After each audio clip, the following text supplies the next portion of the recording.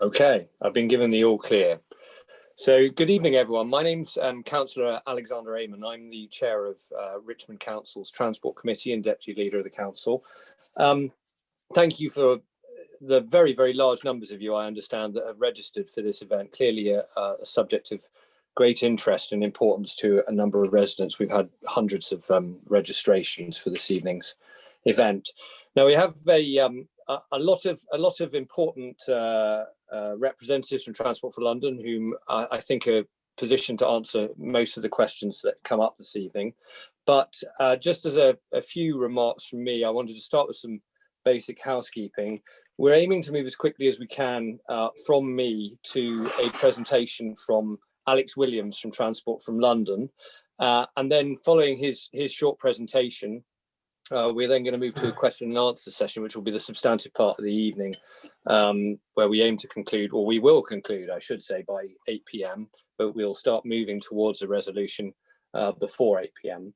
We're joined by a number of Transport for London representatives, but notably at this stage, I'd point out, as I said, Alex Williams will be giving the kind of keynote presentation, followed by two main answerers to all of your questions from a TfL perspective. And that will be Alexandra Beatty, who's Director of Investment Delivery Planning, and Elliot Traherne, who's the Interim Assistant Director. Now, just as by way of housekeeping, the event is being recorded and will be published after the event on the Richmond Council website. So you should all be aware, those of you that participate, that your visual and audio recordings will be part of this. All attendees other than those on the panel, so the TfL representatives and myself, will be muted until we get to a stage where we're taking questions. When on a one-by-one basis, we will unmute that. Attendees are asked when we move to the chat point, and if I could ask you to restrain yourselves until we get past the presentation, to use the chat function to ask questions.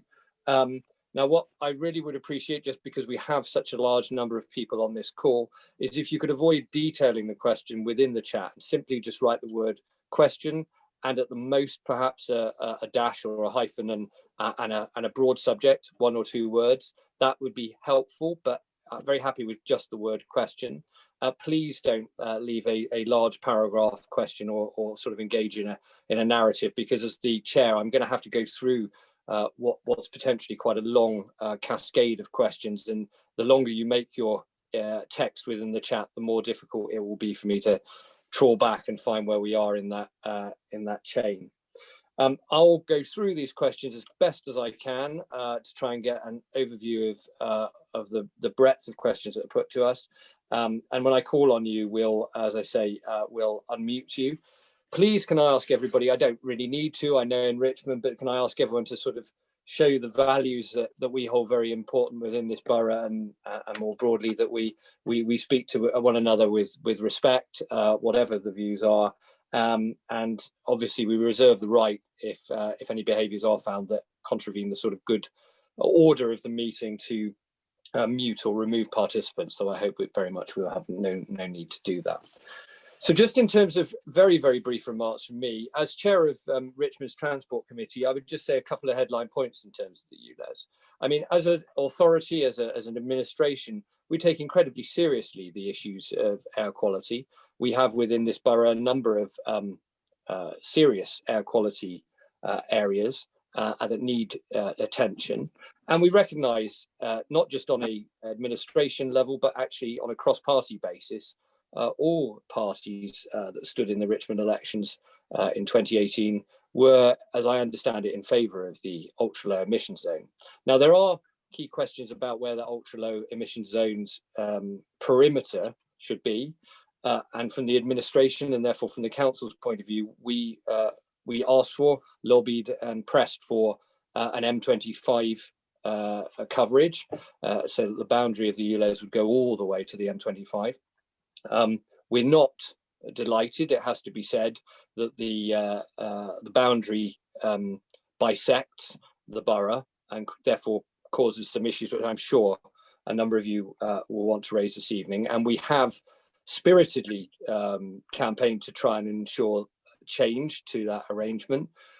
with particular focus, I think it'd be fair to say, on a number of amenities that are proposed to be within the ULEZ boundary come October 25th. And I suppose the most ever-present elements, the ones we've pressed the most around, have been the access to the crematorium and also, importantly, the amenity site, or as using more common language, the tip. And so we have been making the case for exemptions or mitigations that would not act as a major barrier to residents being able to access those facilities, not exhaustively those, but those are the ones that really stand out as critical. As yet, it'd be fair to say Transport for London haven't altered their proposals, but Councillor Roberts, the leader of the council, and myself are due to meet with Heidi, the deputy mayor for transport, later this week, I think Wednesday, in fact. So one of the things that's really important to this, as well as Transport for London officers hearing and responding to the points you make tonight, is that we as an administration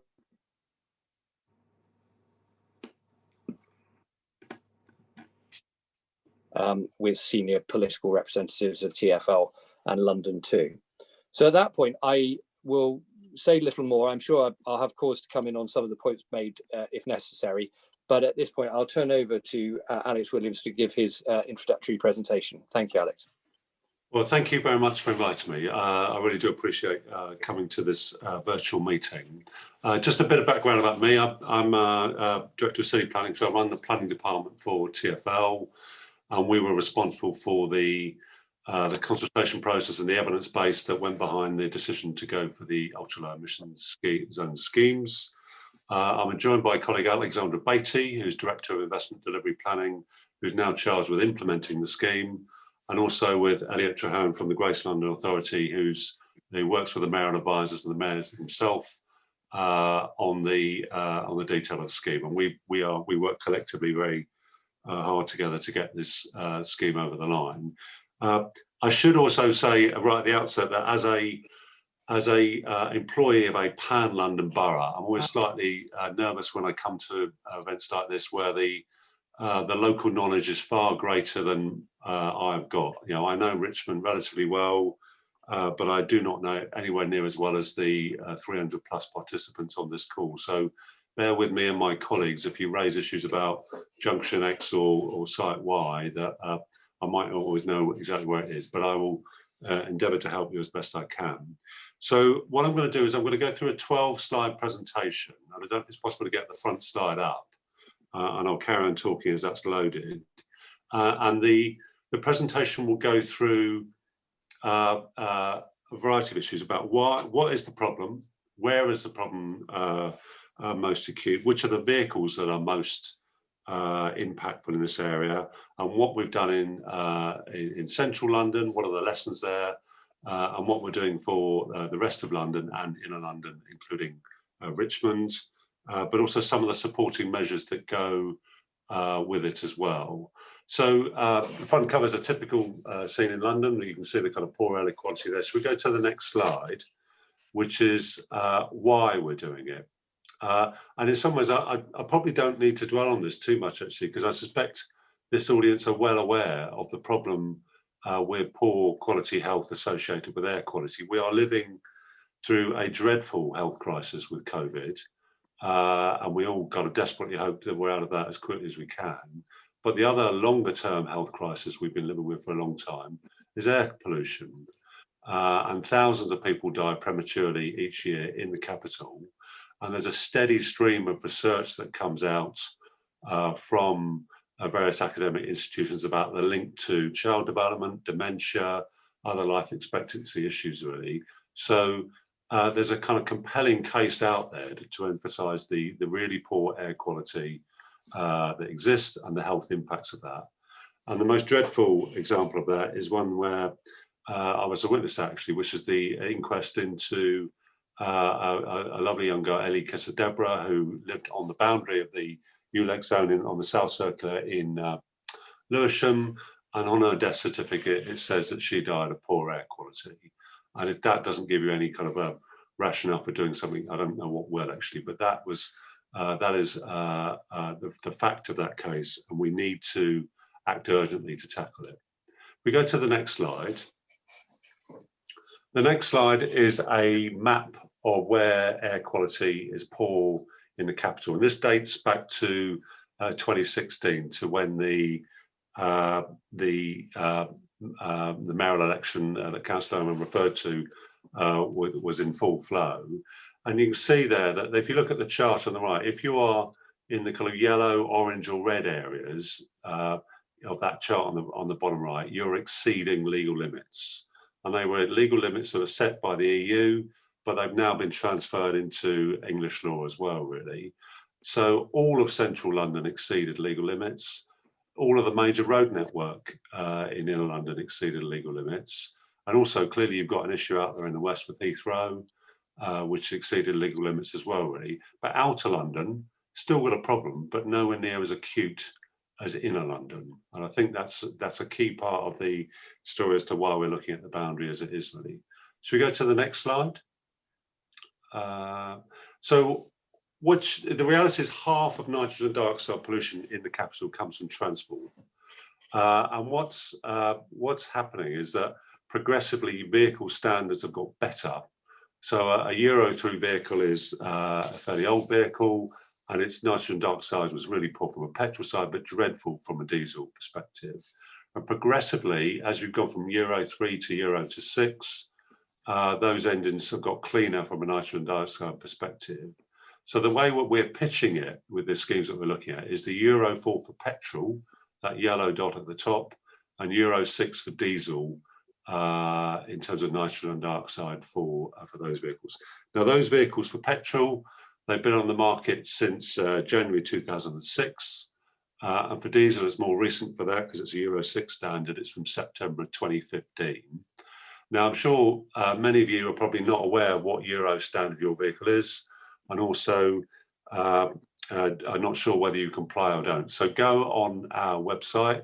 The link is down the bottom there, and check your vehicle. If you just Google TfL check your vehicle, you'll get into that site, and it will tell you whether the vehicle you've got, you put in your registration number, and it will tell you whether it's compliant or not compliant. Now, 11.6 million people have gone onto the website, so people are checking it all the time. And our aim is that we want as many people to comply with the standards to clean up London's air as quickly as we can. We do not want people to pay this charge. We want people to shift to cleaner vehicles. So if we go to the next slide.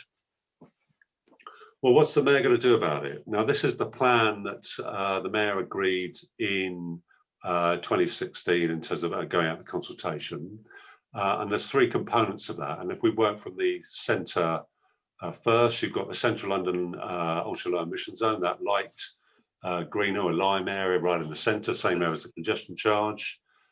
You've got the dark green area, which is all of London, which is the London Low Emission Zone, which has been in place since 2008, but the standards will increase from in a month's time. And then you've got the Ultra Low Emission Zone extension to inner London, which will come into effect in 9 months' time on the 25th of October. So that's a three-part plan, but he's also got a whole range of other initiatives to clean up the fleet through the buses, through shifting to electric vehicles, and other changes there. So if we go to the next slide, this is how we developed the scheme, and we consulted on this multiple times. I think there's probably 5 rounds of consultation on this scheme, dating back from previously with the previous mayor when he was looking at the Ultra Low Emission Zone for central London in 2014, and he at that time said he was going to put that scheme in 2020. And as Councillor Oman mentioned, in the mayoral election in 2016, all of them, the main candidates, said that that was too slow and they wanted it to go faster. And also some of them said that they wanted to go to bigger. So when he came into office, he consulted on bringing the ULEZ further forward to April 19, which is what happened, and that's in. But he also consulted in end of 2017 and early 2018 on tightening the low emission zone, that dark green area in the previous map, and also expanding the ULEZ to inner London. And to that consultation, we got 37,000 responses, the largest ever consultation we've run in TfL. And it's quite interesting with that consultation, there were 2 issues that dominated the consultation. One was about pace of delivery, And the other, which is probably one of the reasons what probably quite a few questions about, is about the boundary of the zone. And in terms of pace of delivery, we put in there for ULEZ that we said our proposal was to introduce it in October 21. A lot of people said that wasn't quick enough and wanted it in sooner. Some people said it was too slow, really. And I think one of the difficult things that the mayor had to balance was that issue about how quickly people needed or were able to transition to cleaner vehicles versus the urgent need to tackle air quality. The other issue was the boundary, and there were a variety of views expressed there. There were some who said go to the M25. There were some who said go to borough boundaries. There were some who said minor tweaks, as I think some people have said on the chat tonight. And the mayor had to make a judgment in that call back, considering all of those responses. All 37,000 people gave a view on the boundary, and he had to make a judgment about whether we should stay with the North and South Circular as kind of well-known strategic roads for the capital, or whether we should go for another boundary. And I think his main reason for sticking with that boundary, one was it was well known in terms of a geography that people understand for London, particularly in North London. But also, going back to that previous map, inner London was where the levels of exceedance of air quality were so great.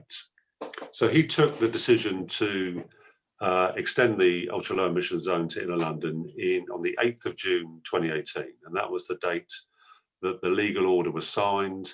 And our job now, Alex's job and my job and Elliot's job, is to fulfill that mayoral obligation and to get that delivered by the 25th of October. Now, clearly, what happens with the mayoral election, that might change after that if someone else gets voted in. But all I'm just saying is we are under instructions to deliver that as efficiently and effectively as we can by October 2021, 9 months' time.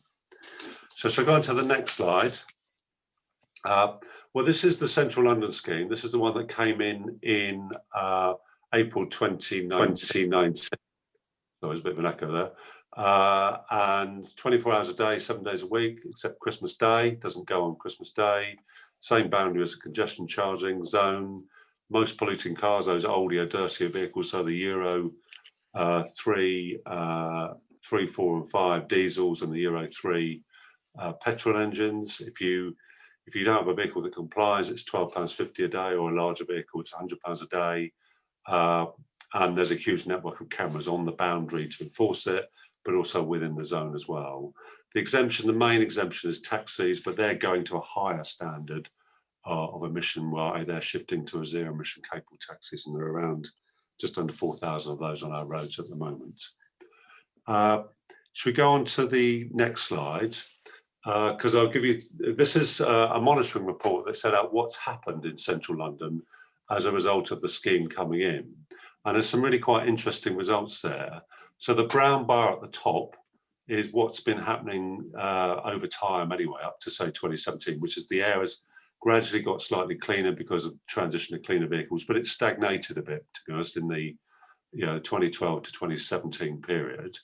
And then you've got those two different trajectories. The green is what would have happened naturally without ULEZ, i.e. further transition to cleaner vehicles.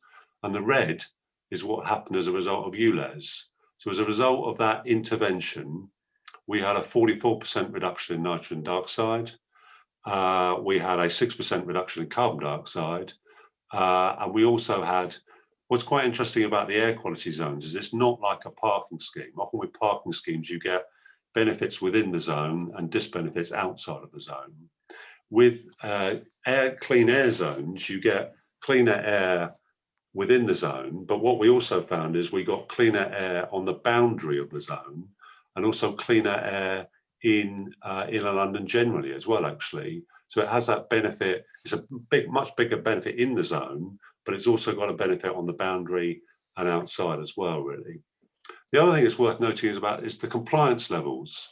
When the mayor announced this in February 2017, only 39% of vehicles complied with the standards. Really low level.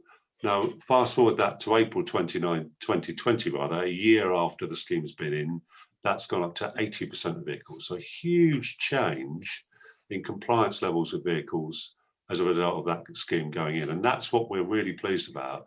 This isn't about money. This is about compliance with the standards, so people don't have to pay, and they shift to cleaner vehicles and we clean up the air.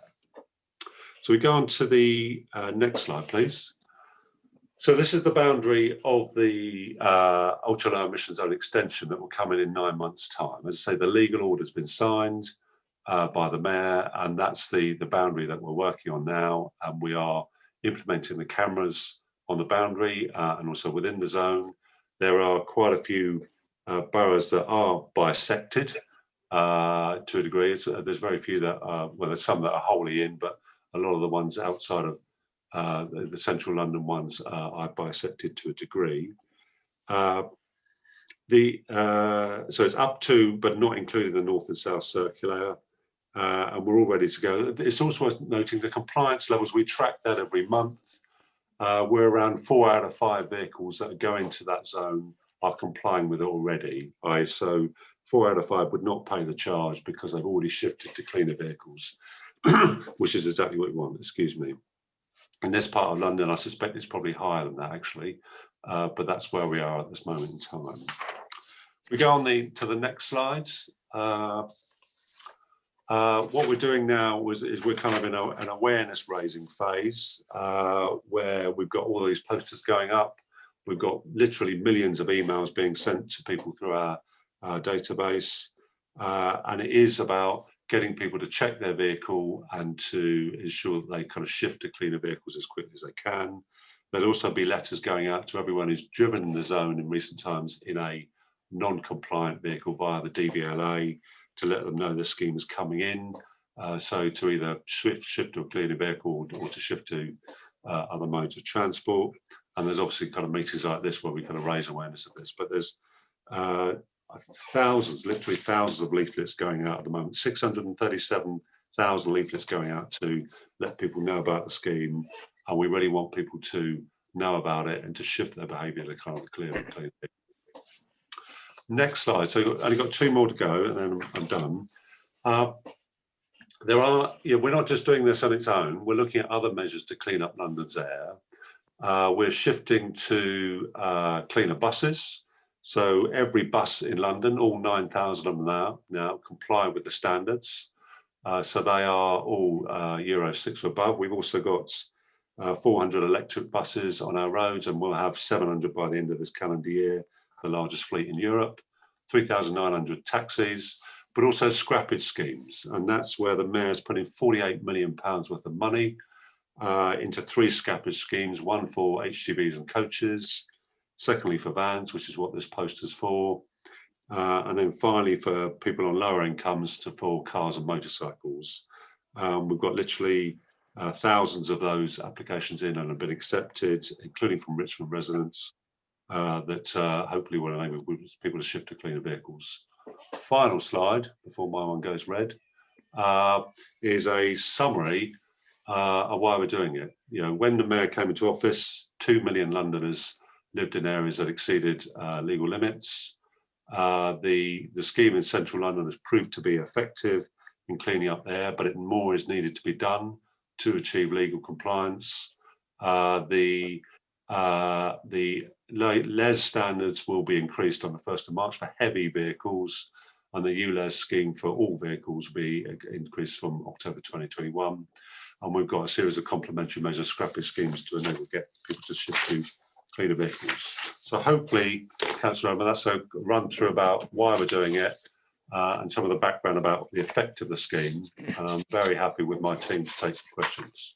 Marvellous, Alex. Thank you very much. All important, because I think I would hope, I know a number of you felt such unbridled passion to have your questions put to TfL that you've already listed them, but I would hope that some of the presentation might well have addressed some of the points for which there are questions.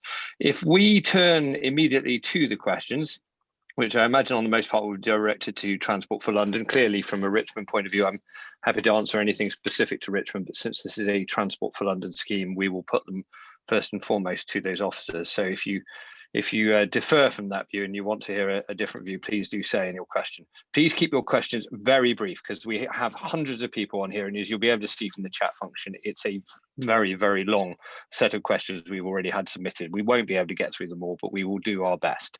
So I have, as the first question here, I've got a Mavis Broomfield.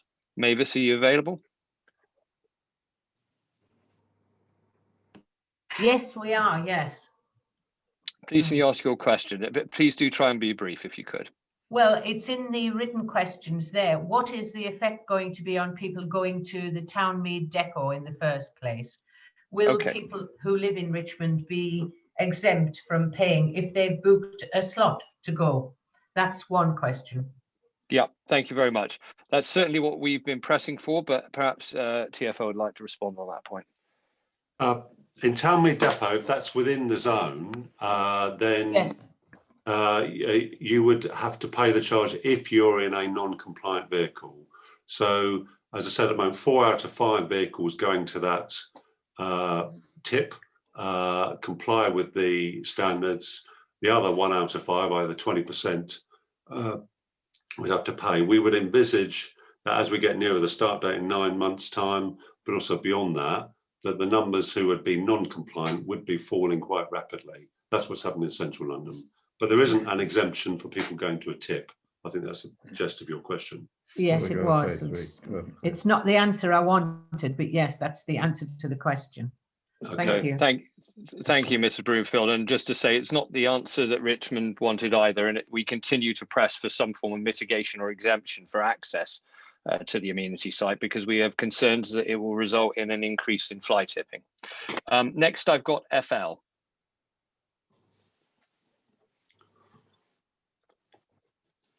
Hello. Hi. Just 2 very quick questions. First of all, can you confirm? Please, can you limit yourself to one question, because we have so many. They're kind of linked. Can you confirm this won't end up being an extension to the congestion zone, i.e. for all vehicles? And also, I'm going to have to renew my car, as many people will. My car will stay on the road, but be driven by somebody else. It'll still pollute, but elsewhere. So it's just pushing the problem elsewhere. And why not just wait for that 1/5 that you say haven't shifted to shift with the new technology that's developing? Okay. You know, why am I? It's not green to build a new car for me, just to be able to drive it around this area and push my car elsewhere. TfL. Well, Alex, or colleagues.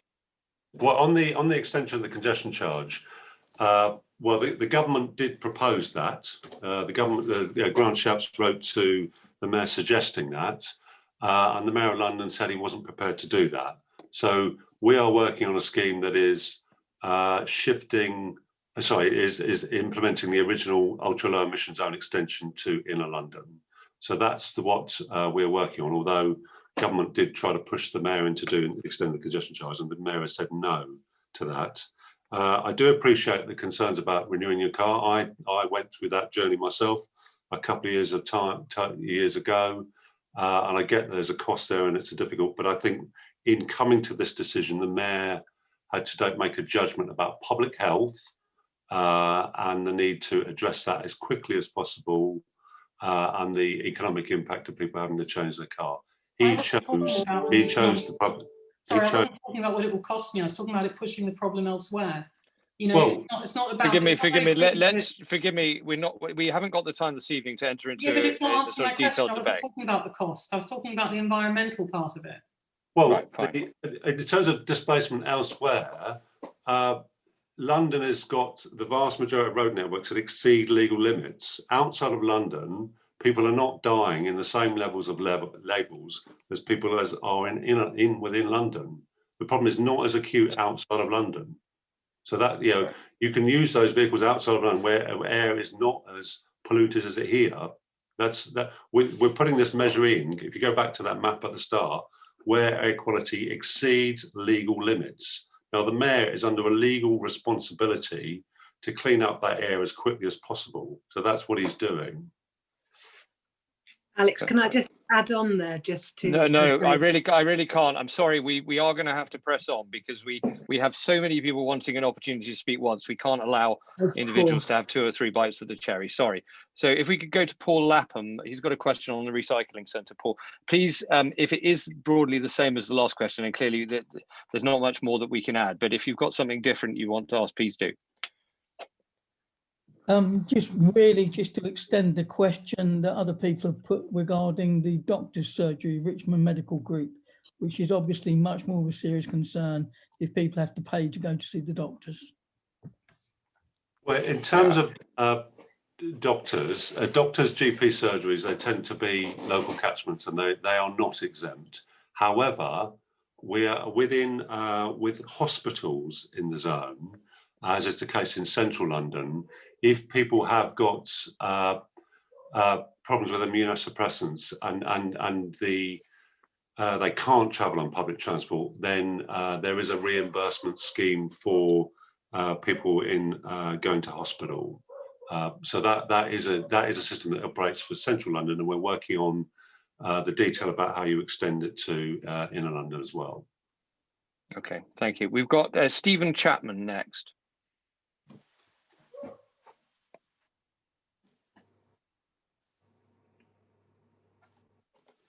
Mr. Chapman?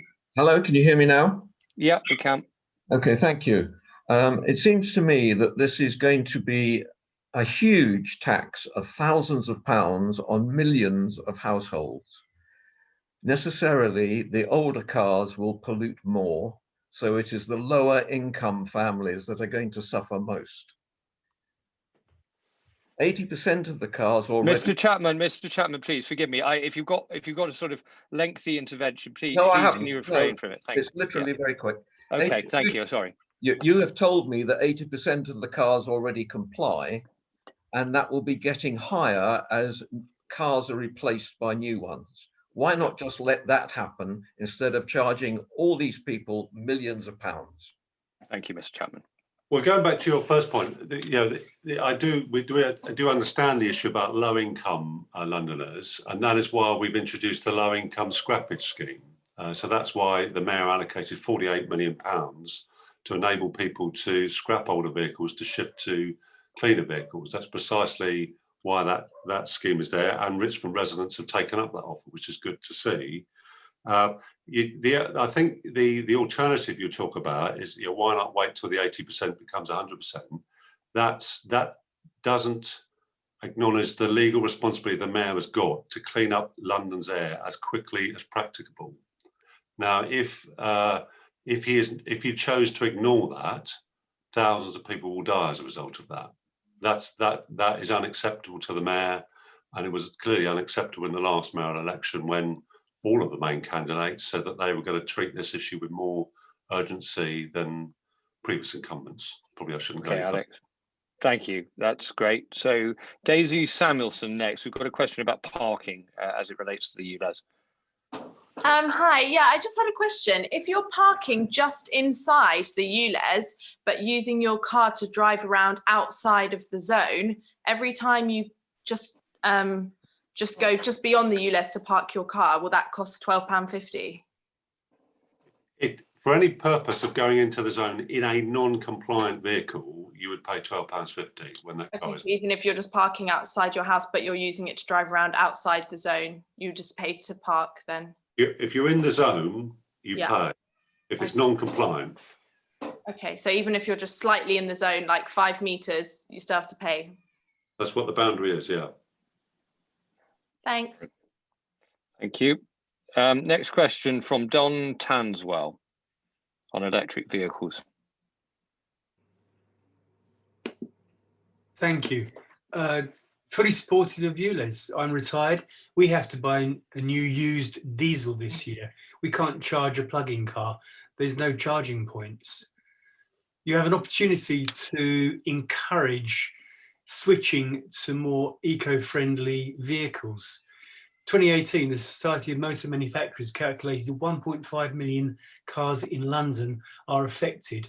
That disagrees with TfL figures. One of you is right. you could be forcing up to 1 million vehicles to be exchanged for fossil fuel cars because the infrastructure of the electric or hybrid market is inadequate and we just can't charge them. Mr. Tanzel, can I press you to a question? Why aren't there more charging points? Okay, I'll take that first, actually, Alex. We are deploying further charge points, and Richmond Borough has the highest number of electric charge points of any outer London borough in London, and we want to go further and faster. So I accept the provocation, but we are doing very well, and we aim to do even better. Alex, do you want to say anything about charge points at all? Well, I was going to ask Elliot to come in, actually, because I think the mayor recognises that problem as well. Elliot, do you want to, or shall I do that? Elliot? I'm happy to come in. It's a very good point. You know, we definitely want to support that transition to zero emission vehicles, but in the context of also encouraging people to walk, cycle and use public transport.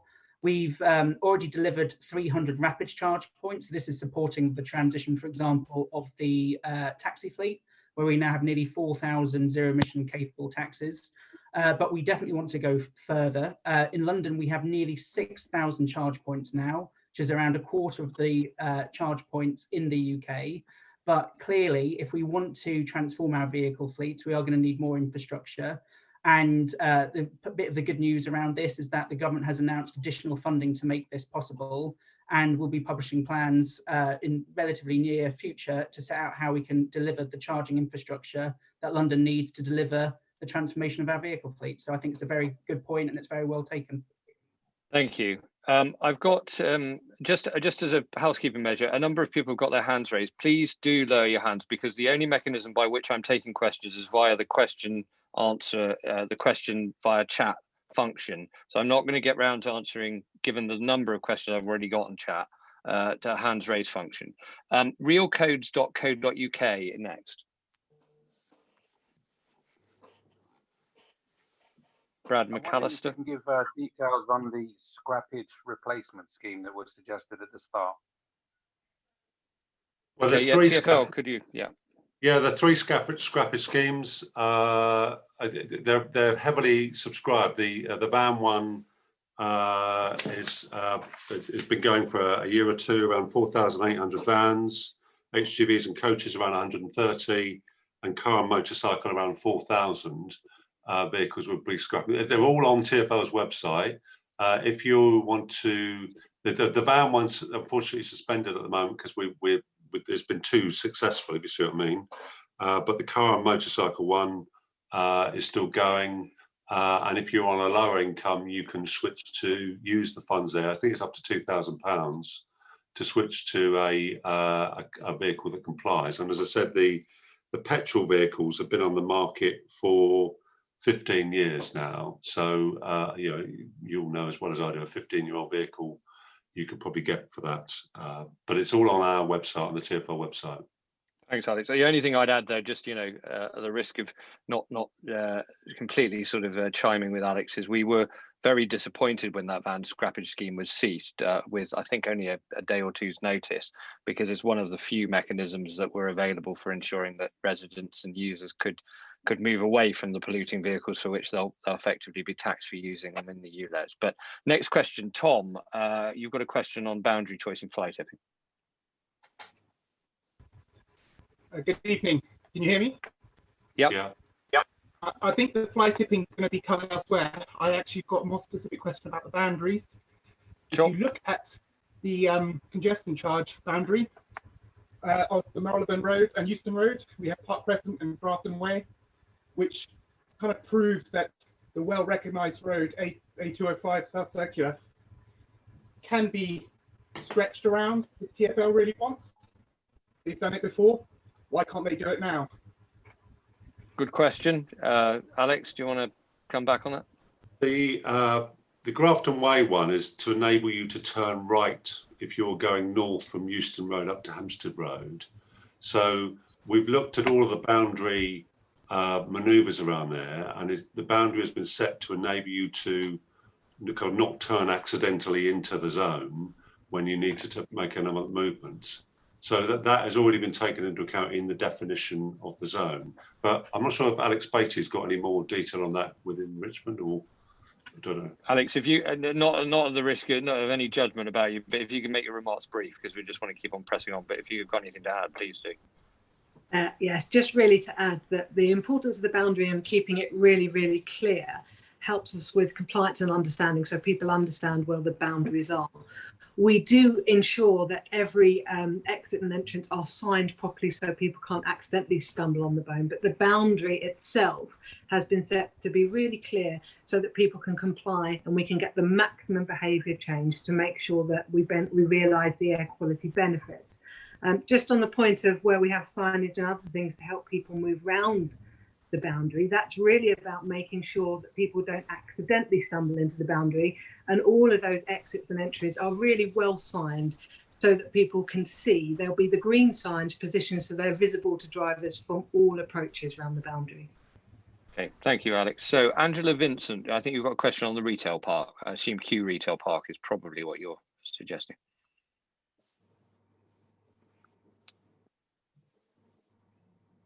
Hello, can you hear me? Yeah, we can indeed. Yes, the Richmond Medical Group, which has relocated in the last year or so, the only parking for the Richmond Medical Group is in the retail park. There it's absolutely necessary that the retail park is not charged for, because the elderly, which I'm one in my 80s, and disabled and various people will be unable to get to the doctor without transport. And it's ridiculous to have to pay to park for the doctor when we've never had to do it before. TfL, do you want to say anything about Q Retail Park? You have to. I'm afraid I don't know whether that's inside the zone or not. I did say earlier on that I appreciate you might not have all of the detail in front of you here. Does anyone from your team want to say anything about it, or do we want to potentially get back? We can come back to the lady, but Q Retail Park is within the zone, so you would have to pay. It does fall within the boundary, and it's a similar comment to the one earlier about the position of the boundary being really important to be clear and to help us keep that very concise area of the boundary as part of the behaviour change and realising the benefits of ULEZ expansion. We did mention earlier that there is, for people who have an autoimmune system issue, there is a possibility of reimbursement when they're going to hospital, and as attending essential appointments is currently reimbursed in the ULEZ zone, and we're working on a similar thing for ULEZ, but it will only be the non-compliant cars that are charged, and there are forms of public transport and others. Now, we do understand that this will be a concern, but the Richmond car park is in the boundary, and we are not proposing to change the boundary at this point to make sure that we realise the air pollution benefits, but we do understand the lady's concern that she's raised. Okay. Thank you very much. I've got a Caitlin Maxey Davis, I think. Forgive me if I got the pronunciation wrong, but a question, I think, on similar subject about ring fencing Townmead and some other sites. Yeah, hi. It's my wife's Zoom. No, so, okay, I guessed, although one doesn't want to reach judgments. But I think this question's been asked already. I'm not satisfied with the answer, especially if you're physically unable to get to the doctor without being taken there. There is no, as I'm aware of, no decent public transport to get there, and that the surgery has been moved into the zone. So it seems ludicrous that you cannot exclude it by ring fencing it. I'm entirely sympathetic to the point, although albeit we are treading over similar ground, but it's obviously an area of concern for a number of residents. Do you want to say anything more at this stage, Alex? So I would add on that there is a sunset period for registered of disabled vehicle passengers class tax, and there's a grace period after ULEZ starts. So they will be exempt from the ULEZ charge until the 26th of October 2025 if their vehicle doesn't change tax class. So there is a grace period position to help those with disabled vehicles or disabled passengers. Okay, thank you very much. We've got Jay Lahr next, I think, with a question about NHS workers.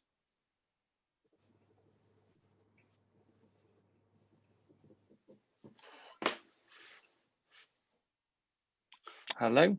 Sorry, Councillor Evan, can you repeat who that was? Jay Lahr, I think it is, L-A-H-R. Got it, thanks. Thanks. Hi, can you hear me? Yeah, you can. Oh, lovely. I work for the community healthcare trust that looks after patients in the boroughs of Hounslow and Richmond, and our staff see patients in their own home. So would NHS staff be exempt from paying the charge, or does it mean every time they see a patient they're going to have to pay £12.50? Because some of our nurses can see 10, 11 patients in one day. Okay, good question. Are there any NHS exemptions? At the moment, no, there are not. But bear in mind that 4 out of 5 vehicles are compliant, so they're not paying the charge in any event. We expect that to be higher in Richmond by the time it goes live, and to be higher in the first year. So the vast majority of vehicles that are used the roads at the moment will not be paying anyway. Okay. I'm sure that's probably not the answer you were looking for, but it is the answer. Nadia Richardson.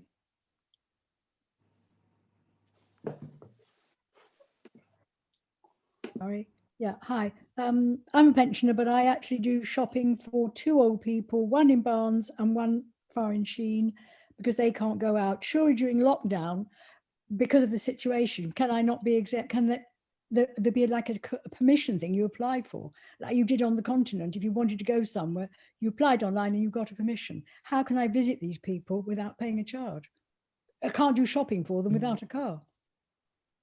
Have you checked that your car is compliant? Yes, no, it's not. Okay. Well, unfortunately, there isn't an exemption in that regard in terms of carers support there, but there is support, as I say, to scrap a vehicle and shift to a cleaner vehicle between now and October. That scheme is still going, and have a look at that. But that's the reality, I'm afraid. Right. Okay. Richard Mellor on Waitrose access.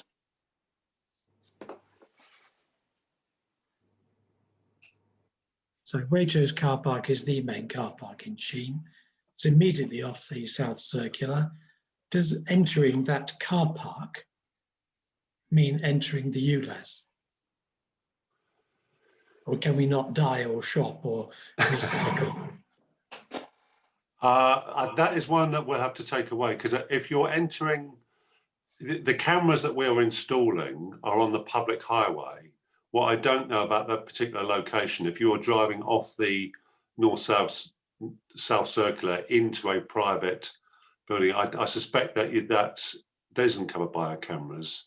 But I think that's probably something that we'll probably have to take back to the Richmond officer, David Tidley.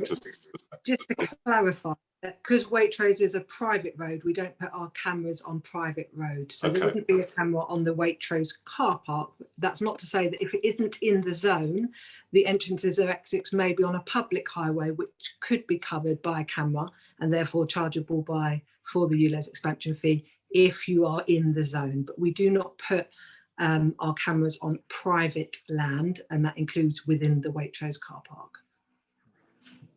Right. Next, I've got Michael Buckley asking about classic vehicles of an age of 30 years or older.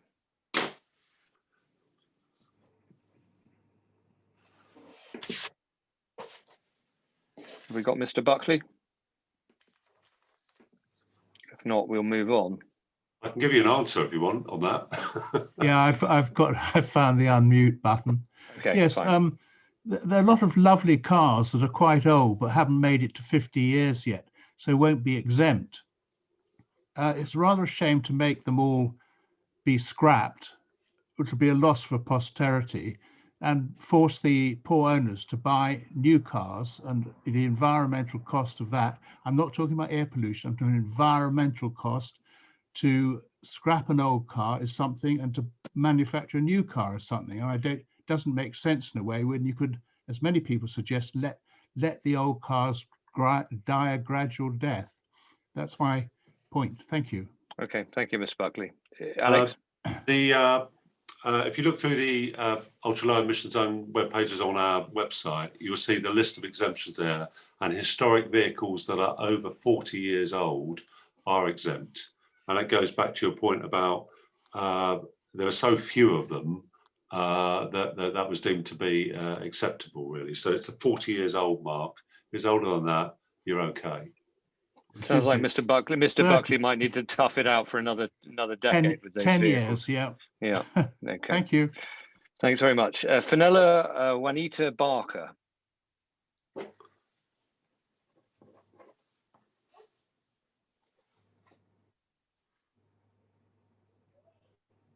Right, it's my husband who wants to ask, I think. Which question was it? Which question was it? Well, the question that's slated here was about West Hall Road, TW9. Yeah.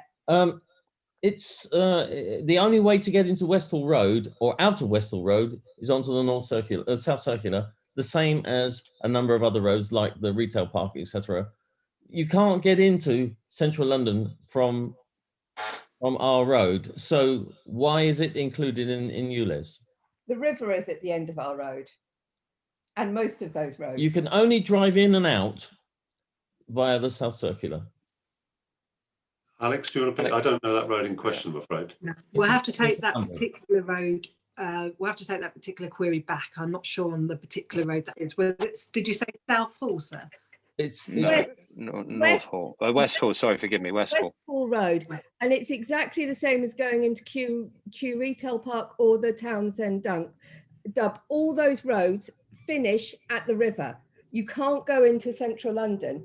But we're going to have to pay to go that little bit. The only access is via the South Circular. Okay, thank you. I think via the South Circular. Thank you. I think what we need to do, given TfL aren't necessarily able to answer in detail these points of specific locations, is certainly in relation to these ones that have been brought up, such as the Waitrose car park, such as West Hall Road, is if we can get some clarification after the event that we can then share with those that registered and perhaps more broadly, I think that would be useful. So I am skipping some of the questioners because I'm seeing some repeat names here. Could I take Julie, I think, who's next on Catford, Lewisham not included, yet high emissions are there?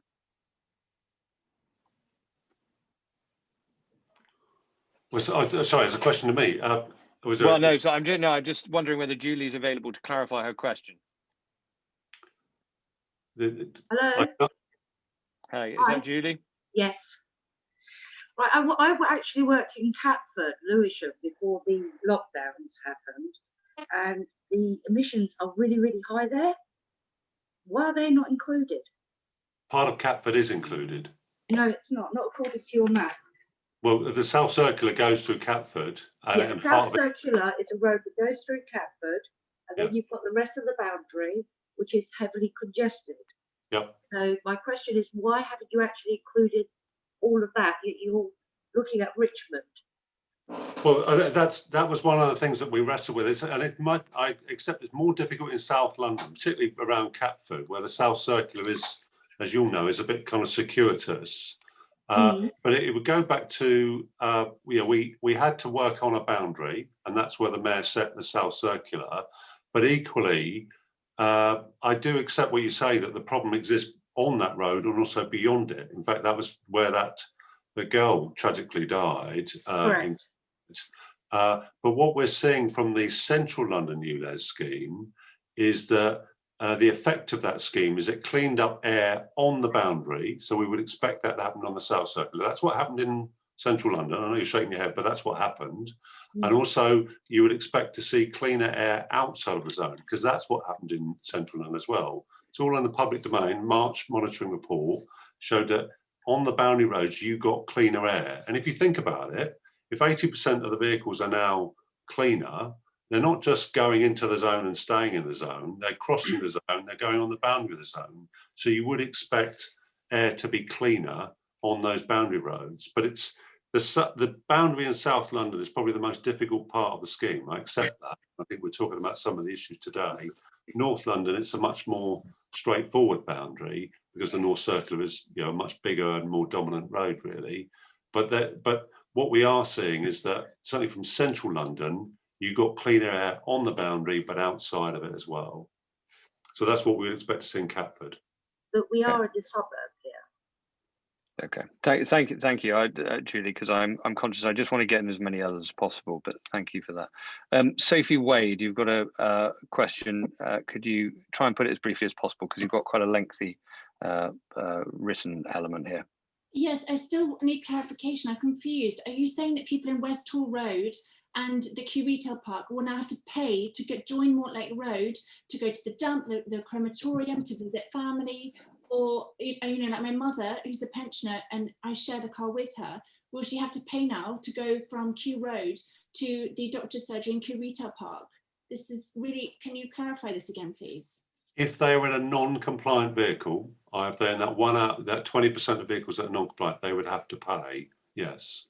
But that's why I really would urge you to check the vehicle checker and work out whether your vehicle is compliant or not.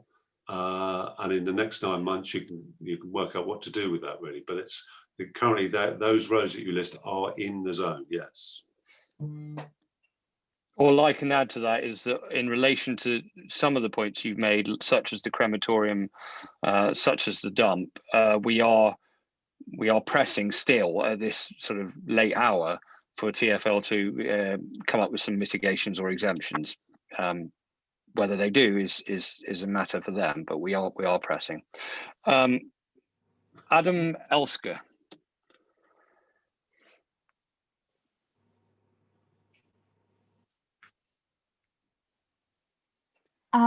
Sorry, Councillor Evan, I've not got an Adam on my list. Okay. Adam Elsker. Okay.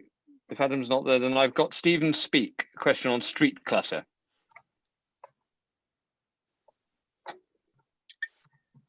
We got Mr. Speak? Yeah. Thanks for waiting to be unmuted. Thanks, Alex. The question really relates to the street clutter that has to be installed with cameras, with signage.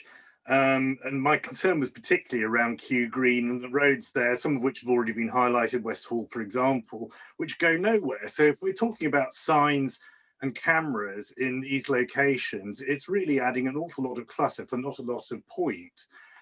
In particular, the issue at Kew Green is, of course, the World Heritage Site at the Botanic Gardens, and then the green itself is a protected area. So a concern about that, and really a question as to whether it's absolutely necessary.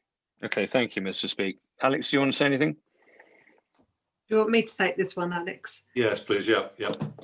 So in terms of all of our signage and our street design for both the cameras and the signs, we are looking to make sure we minimise all of the street clutter as much as possible. And that might mean using existing sign poles, and that may mean combining some of these together on existing spaces so that we do minimise street clutter. So we do take that point, and part of our design is to make sure that we minimise it and we put the cameras in the right places to both minimise camera numbers and street clutter. And as I said, that does include using existing poles wherever we can for signs and for cameras.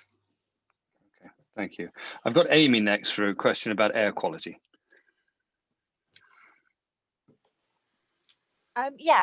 So the big push, we're going to go with let's charge people, but the whole of London is being converted to a 20 mile an hour, which has been proven to cause worse air quality. So why is that not being looked at? Why is that damage not being looked at? Only the stuff that costs people money. Okay, at the risk of a slight digression here, because we're a borough that have recently implemented a 20 mph, I would say that I've got to say your statement doesn't bear recognition with the facts I've seen. 20 mph only, at the risk of elongating this, can demonstrate a higher output of tailpipe emissions if you're doing a kind of laboratory test of 20 mile an hour continuous running versus 30 mile an hour continuous running. And of course, it takes no account of additional particulate matter from brakes and from tyre wear, which happen when obviously speeds change a lot, which they do a great deal more when you rise to 30 mph. And let's be honest, driving around the borough, you very frequently do not achieve 30 mile an hour or 20 mile an hour at all. So it's not a realistic evaluation of air quality. We've got air quality monitors out across the borough, and we'll be reporting in due course on what we see in relation to 20 mph on air quality.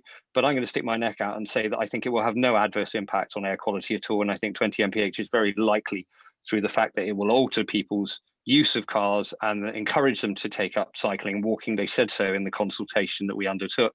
We're much more likely to see an improvement in air quality than the worsening. I don't know whether TfL want to say anything on that, because it's not specific to the ULEZ. The only thing to say is that 20 miles per hour limits are not all over London. They're dominated in the inner London authorities, and it's I think it's really good that Richmond is following that and doing it in your area as well. The predominant reason for doing it is for road safety. You know, if you get hit at 30 miles an hour, you'll more than likely have a serious injury or die. If you get hit at 20 miles an hour, you're more than likely to survive. Now, that's the reason why we're doing it. Yeah. No, thank you. Alice, I would invite the next questioner, but they're just down as iPhone. So Alistair Rosenshine, please.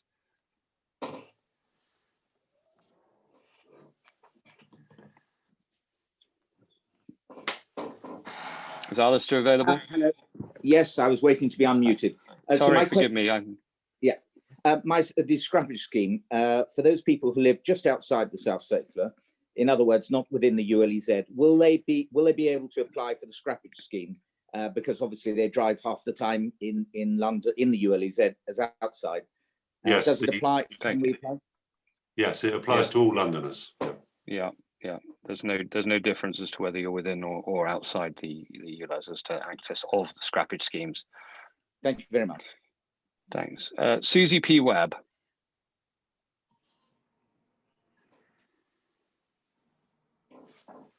Hello.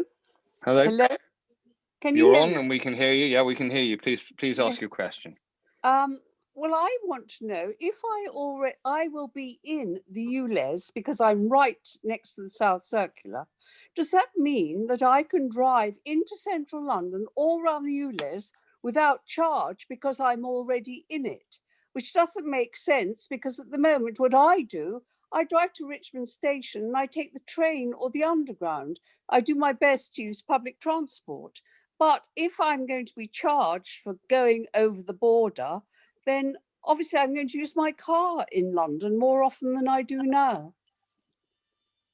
Well, the Central London congestion charging scheme stays, and if you're a ULEZ exempt vehicle, that doesn't make any difference with it. You would still pay to drive into Central London. So my advice is to continue with your current arrangement, which is to use the excellent public transport in the borough. And pay £12.50 to cross back to park my car outside my home, just inside the ULEZ zone. So if you're in a non-compliant vehicle, yes. I don't know what your vehicle is, but just to clarify, there are cameras within the zone in ULEZ expansion. So there will be cameras along the boundary and there will also be cameras in the zone. So it's not just crossing the boundary where you will be picked up and charged if you have a non-compliant vehicle. So movements within the boundary could also be captured on the charge through our in-zone camera network. Thank and you, is that Alex. a daily charge? Forgive me, Susan. Forgive me, Mrs. Webb. Mrs. Webb, we can't do supplementary. We've got so many people waiting. Thank you. Okay, I've got Peter Orterson next.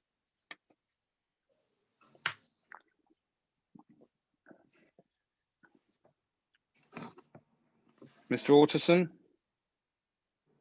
There's no longer a Peter Orton on there. Okay. I'm going to try because I see iPhone again. Are we able to locate iPhones purely on iPhone?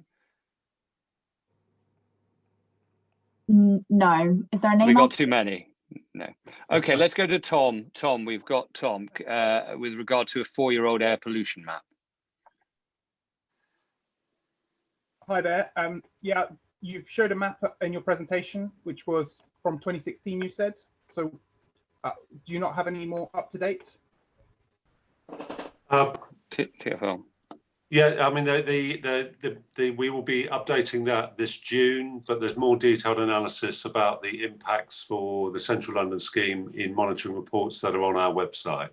So there was a report done after the first year, and there will be another report next month as well, actually. So there's quite a lot of monitoring information out there. What you'll see, though, is for the next version, I'm fairly confident that in Central London, you will see a big change in air pollution at the heart of Central London because of the Central London ULEZ scheme. But what you'll also see is there's quite a lot of roads in inner London that are kind of stubbornly exceeding the legal limits, which is the reason for doing the inner London Ultra Low Emission Zone. So there's a lot of research on our website. I put that map on there because I just wanted to explain why we'd started and why we defined the boundary as we had. But it is getting better, definitely. Okay, thank you. Next question, Lawrence, what contingency will TfL or the council be making for fly tipping? I mean, if that's the essence of the question, I can give an answer, but Lawrence, do you want to say anything further? No longer a Lawrence on the call. Okay, we'll skip on then. Leo Jameson, we've got a question. There's no longer a Leo. No. Okay. People have studiously dropped putting question before their question and started actually writing questions, which is making this rather more complicated to know whether or not the question wants to be put or whether you're asking one another. If we can try and focus on what I said, which is to write question in the subject line, it will make life a lot easier. I've got a Zolandi van der Westerhuizen.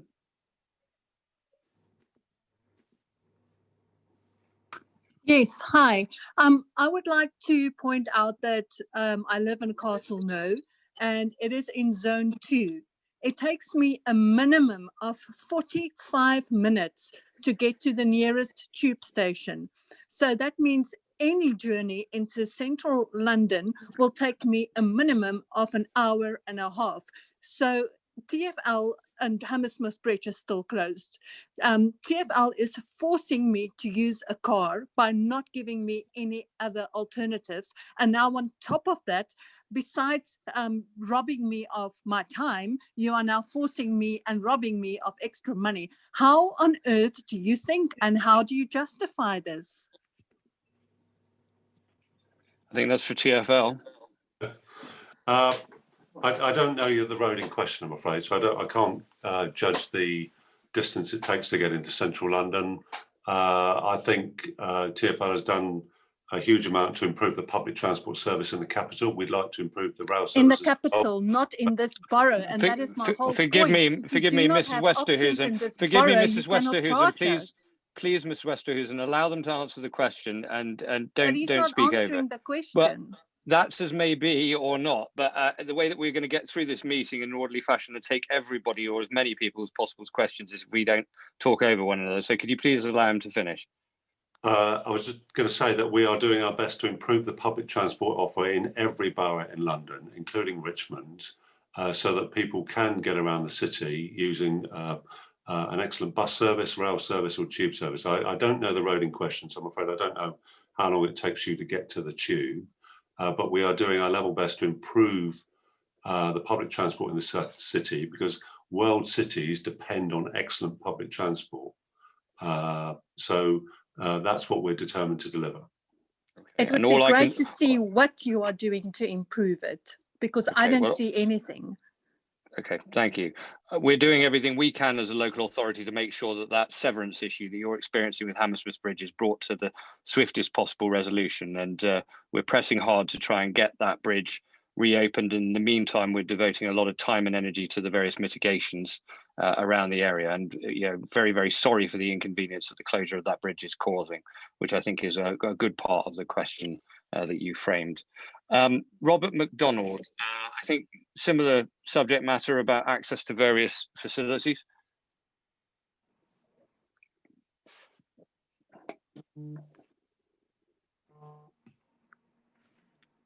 We've got Mr. McDonald. Yes, simply that the ULE has not really stopped to consider the things that are briefly inside the South Circular, starting with the National Archives. We've been through the retail park, the Richmond Medical Group, the dump, the cemetery, I'm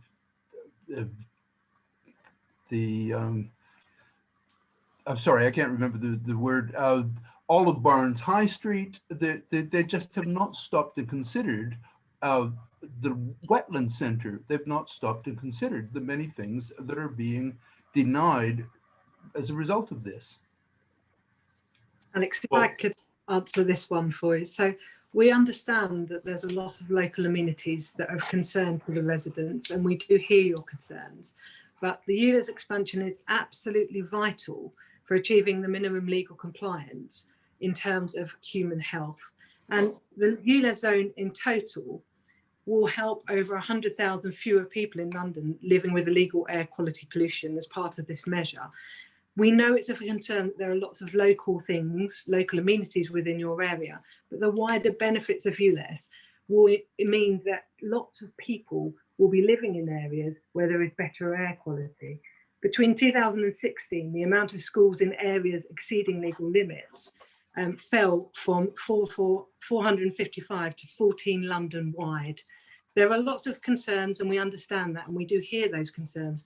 But the benefits of ULEZ for both the children living in London across the borough of Richards alone, and also for all Londoners, no matter who they are, where they live, there is a significant increase in air quality.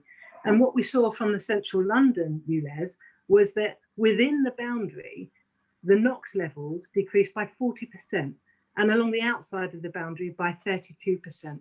And that is really significant in improving the lives of Londoners and their health. And that brings a large number of benefits for everybody in the community. But we do understand that you have concerns, and we do hear them. But this is about achieving the minimum standard of legal requirements and improving health for Londoners. Okay, thank you. I got Sharon C. Did you have a question?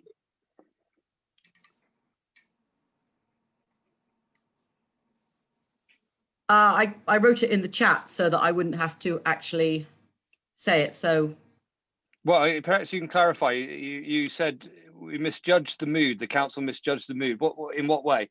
that wasn't the question. The question was much further down. I said, I hope that after the meeting. I haven't gotten that far on, so I mean, I'm only responding to them in order.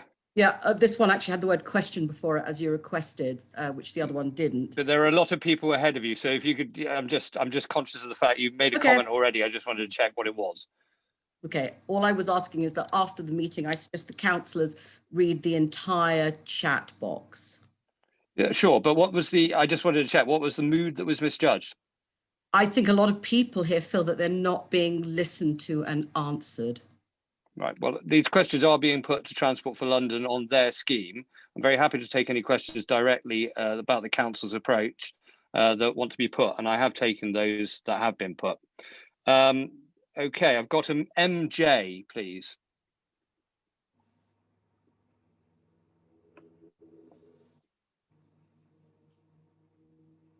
No MJ? Yeah, I'm sorry, I didn't actually ask a question, so you could... Okay, well, you've got a question mark, forgive me, that's why. Said no one surveyed me or anyone about the proposal, why?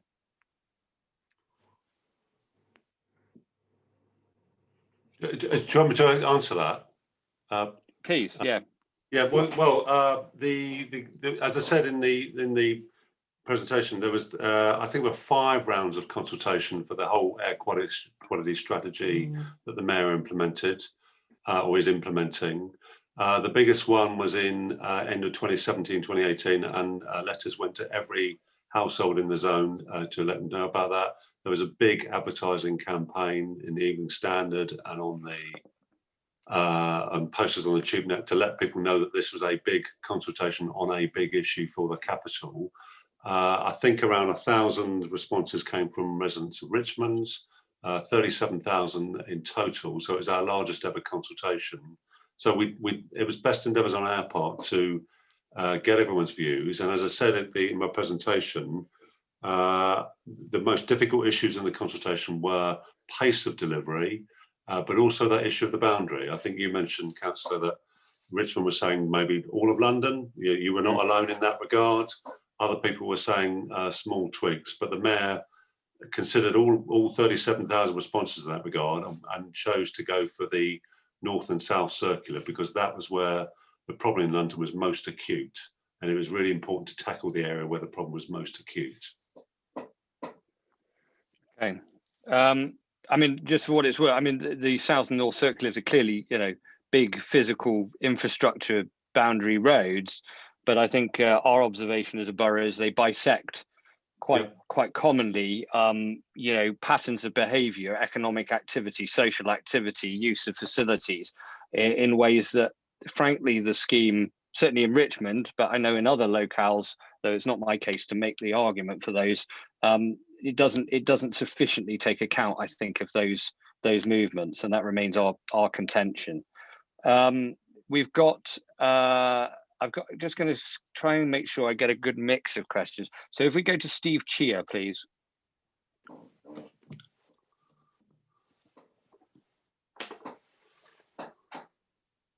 Mr. Chia? It's no longer Steve Chia. Okay, well, just perhaps we'll take this one though. Why was the South Circular itself not included within the scheme? It's a heavily used road, hence high levels of pollution. Doesn't it defeat the main objective? Well, that was another view expressed during the consultation, that the boundary, the roads, those two roads, South and North Circular, should be included. I think with any zone, it's really important to have a credible boundary. And I think that's where we decided that it was probably not appropriate to include those roads and now have the boundary being just the other side of the South Circular and all of those residential roads. But the other factor, one of the most striking results from the monitoring survey for the Central London ULEZ survey was that 30% reduction in pollution on the boundary roads themselves, really. So South Circular is not forgotten in this regard. It will see, we're hopeful, and it already is seeing, because people are shifting to cleaner vehicles before the scheme starts, it is already seeing cleaner air. Okay. I've got Natalie Riddle with a question about primary and secondary schools outside the ULEZ perimeter. Hi, yes, I was just wondering, having had children who are no longer at Eastham Primary, but I know very many who are, and teachers who work there. That school is actually on the South Circular. Their playground runs right next to where all the lorries go. I cannot understand, if it's so vitally important to our health and our children's, why this is being allowed to continue. Well, I go back to the figures that Alex basically quoted, really, was that when the Mayor came into office in 2016, 455 schools in London exceeded legal limits, which is a quite dreadful position to be in. And we are now down to the last 14. So huge change that we've seen in improvements in air quality around schools, because that's really important that we deliver that. I don't know the air quality details for that school in question, but I can certainly find out and get. But it's on the South Circular, and now the vehicles that want to avoid paying are all going to be on that road. Well, Lots of lorries. Thank you, Mrs. Riddle. I'm just conscious we're really tight on time. How does he not know the South Circular? The school's on it. That's. Mrs. Riddle, please, we have got other questioners. So, Alex, please finish your answer, and then we'll move to the last few questions we can take this evening. The point I was going to make, and I've made several times, is that the experience from Central London is that the boundary roads saw a significant improvement in air quality. So I think there's a perception that the boundary roads will be worse, and that, but that is not the case. That is not what we saw in Central London. So we are confident that the schools on the South Circular will see an improvement in air quality. Thank you, Alex. We're going to take 3 more questions, and then we're just going to briefly sum up, because I'm conscious of time. We are going to finish on time because people have got things they've got to do with their lives beyond this. Although, it's important we get as many of these questions put to TfL and answers as possible. Daisy Samuelson, I've got next. Hi, I just want to ask a question about has it been considered about COVID, because obviously a lot of people have taken a big hit with their income and have maybe been on furlough. Has it been considered maybe extending it, or the benefits of changing a car because of the pandemic? Elliot, do you want to come in on this one?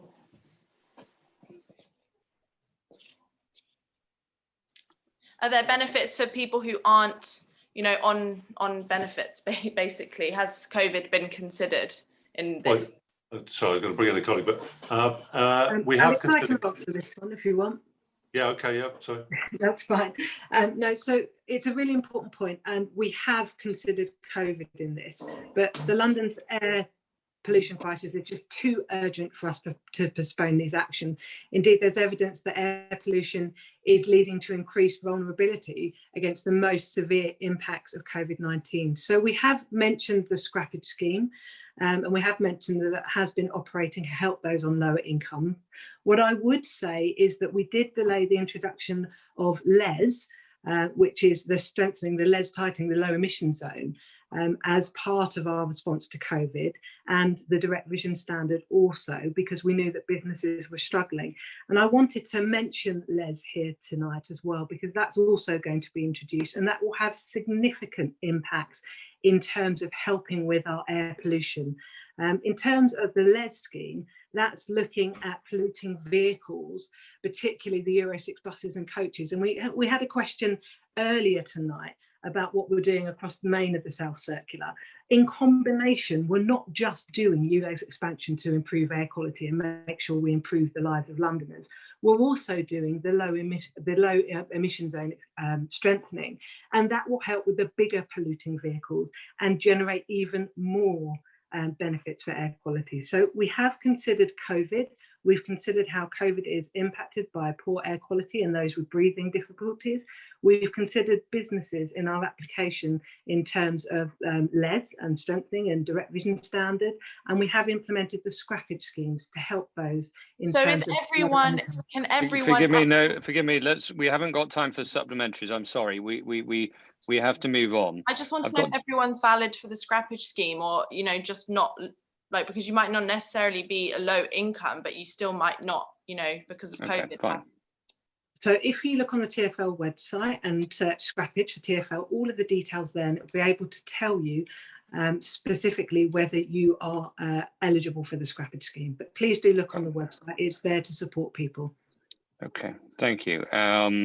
We've got Denise Tomlinson, and then I'll put Jason Pargeter on standby as the final question.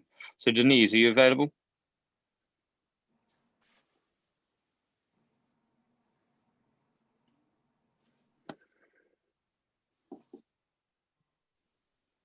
No. Hello. Okay. Can you hear me? Oh yeah, we can hear you. Okay. I'd just like to sort of briefly say that I think there is a great deal of unexpected optimism that everyone's going to be buying new cars in huge numbers by October. But while I do appreciate the need to improve air quality, I do think it's actually rather difficult to put people in the position where they might have to go to a funeral on public transport. They might have to go to, how will you go to the tip on public transport? I can't even begin to imagine. And carers and NHS people and people going to the GP in roads which can't link to London. I do think it would be helpful if you familiarised yourself with the area a little bit more, because there are anomalies that I think could be quite easily sorted out by allowing dead-end roads not to be counted. As green as we'd like to be, there is a limit to what can be expected of people on low incomes and people having to use public transport. Okay, thank you. Do you want to say anything in response, colleagues from Transport for London? To be honest, I think we've covered it a lot. I do sympathise with the issues, and I do get that the speaker wants to see improved air quality. I think we all want that. I think once you start looking at all of the details of potential exemptions or roads that you take out, it starts to become a very complicated scheme. And I think it's a complicated scheme in its own right, really. It's 18 times the size of the... I don't think it's very, with all due respect, I don't think it's very complicated to go through a road that doesn't link to anything else from the South Circular. It's actually very easy. Thank you, Ms. Tomlinson. If it's a road going elsewhere, I appreciate that would be hard. You've made that point very well. I don't know whether TfL wanted to comment on that, the idea of these sort of isolated roads. No, I was talking about the issue about crematoriums or tips in the zone. There are lots of those within the zone, and if we start exempting them right on the boundary, then it becomes a very complex scheme within the zone as well, really. I take your point about cul-de-sacs off the zone. There are lots of cul-de-sacs off the North and South Circular that are still in the zone, really. That was something that was considered in the consultation, and we went for that boundary that was the clearest, most easily understood boundary, i.e. North and South Circular. I do sympathise with the issue you raised, but it was about the mayor chose a scheme that he thought was the most clearly to be understood, i.e. North and South Circular. I'd be delighted for him to contact me, and he could tell me about Central London Crematorium as well. Thank you. Thank you, Ms. Tomlinson. All I can add to that is that in terms of these facilities, including the crematorium, we are as a council very alive to those issues, and we do really want to see TfL make some move to mitigate the impacts of these facilities' access. And if that doesn't happen, then as a council unilaterally, we will look at what is within, well, we're already looking at what was within our armory to try and support residents as best we can. But I don't think we have discovered anything that will enable an instant fix. So we very much prefer TfL to look again at some of these mitigations and or exemptions to some of these facilities. I recognise as somebody who delivers schemes within our borough that simplicity is often very appealing. And indeed, simplicity can be a good reason for doing things. But I think in this case, actually, simplicity reads a little bit like administrative expediency over perhaps some of the real interests of living and breathing residents. But you know, I make that point just as a challenging one to TfL, not to do them a disservice for putting themselves out here and obviously taking the questions. We've got James Pargeter next.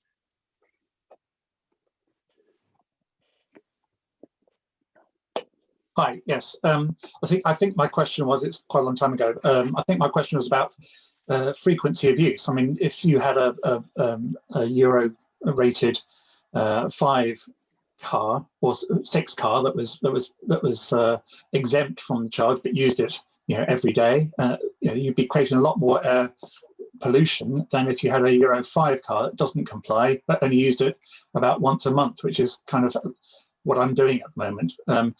So is there, surely the issue is about frequency of use of a vehicle rather than its actual engine type. But I think that goes to the charge is only applied when you use your vehicle. You don't pay it for every day, if you only pay it when you move it. Okay, fine. So we've now got 4 minutes left until we're formally supposed to end proceedings. I'll give Alex an opportunity to say something in just a second before we part company for the evening. All I'd say at this stage is consistent with that which I've said to TfL openly and said during this conversation is, you know, you will have heard tonight a clear set of themes about the anxieties relating to this measure. Please don't read from that this borough or its residents are anti-improvement in air quality, because they most certainly are in favour of that. I see that every day in some of the support they give to us in various measures. But there clearly are well-held and understandable practical ramifications from the way that the ULEZ is presently designed.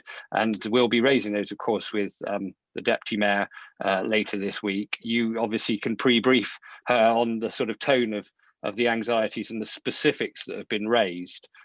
But to residents, I would just say, you know, please do recognise that this borough continues to press the case for the issues that you've raised. I can't say that there were any that I fundamentally disagreed with that were raised this evening. Alex, do you want to say anything in closing before I just obviously actually bring the curtain down on the evening?